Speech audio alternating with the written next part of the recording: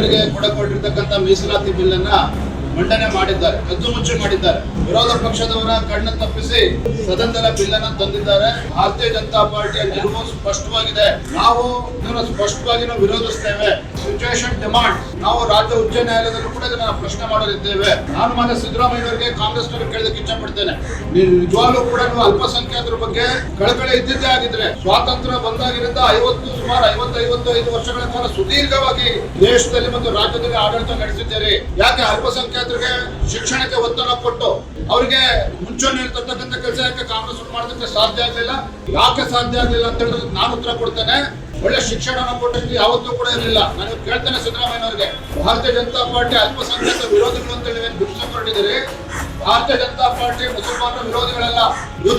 ದೇಶದಲ್ಲಿ ಅಲ್ಪಸಂಖ್ಯಾತ ಮಹಿಳೆಗೂ ಕೂಡ ಸಮಾಜದಲ್ಲಿ ನ್ಯಾಯ ಕೊಡಬೇಕು ಅಂತೇಳಿ ಟ್ರಿಪಲ್ ತಲಾಕ್ ಅನ್ನ ಕಿತ್ತು ಹಾಕಿರ್ತಕ್ಕಂಥದ್ದು ಭಾರತೀಯ ಜನತಾ ಪಾರ್ಟಿ ಸರ್ಕಾರ, ನರೇಂದ್ರ ಮೋದಿ ಸರ್ಕಾರ.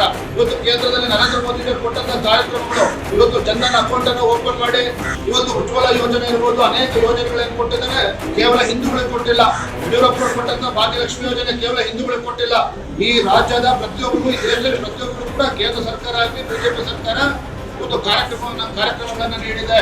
ಆದ್ರೆ ಕಾಂಗ್ರೆಸ್ ಗೋಸ್ಕರ ಮುಸಲ್ಮಾನರನ್ನ ವೋಟ್ ಬ್ಯಾಂಕ್ ಪೊಲಿಟಿಕ್ಸ್ ಗೆ ಸೀಮಿತ ಯಾವತ್ತೂ ಕೂಡ ಭಾರತೀಯ ಜನತಾ ಪಾರ್ಟಿ ಮಾಡಿಲ್ಲ. ಹಾಗಾಗಿ ನಾನು ಇವತ್ತು ರಾಜ್ಯದ ಮುಖ್ಯಮಂತ್ರಿಗಳಿಗೆ ಒಂದು ಎಚ್ಚರಿಕೆಯನ್ನು ನೀಡ್ತಾ ಇದ್ದೇನೆ.